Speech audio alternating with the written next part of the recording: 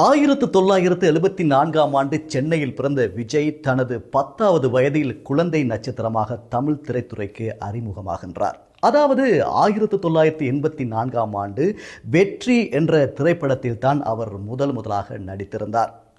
வெற்றி திரைப்படத்தினூடாக தமிழ் திரையுலகுக்கு அறிமுகமான விஜய் வெற்றிகரமாக தனது திறமையை காட்டி இன்று வெற்றி நாயகனாக வலம் வருகின்றார். அதனாலோ என்னவோ தெரியவில்லை, அவருடைய கட்சிக்கும் கூட தமிழக வெற்றி கழகம் என பெயர் வைத்திருக்கின்றார். கடந்த பிப்ரவரி மாதம் கட்சியினை ஆரம்பித்த விஜய் 2026ஆம் ஆண்டு சட்டமன்ற தேர்தலை இலக்கு வைத்துத்தான் தங்களுடைய கட்சி காய் நகர்த்தல்களை மேற்கொண்டு வருவதாக தெரிவித்திருந்தார்.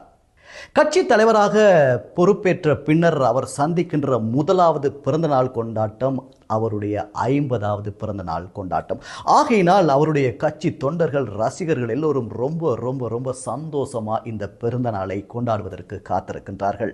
விசேடமாக தமிழ்நாட்டில் இருக்கக்கூடிய சகல தொகுதிகளிலும் பல்வேறு மக்கள் நல திட்டங்களை அவருடைய தொண்டர்கள் தயார் நிலையில் வைத்திருப்பதாக சொல்லப்படுகின்றது.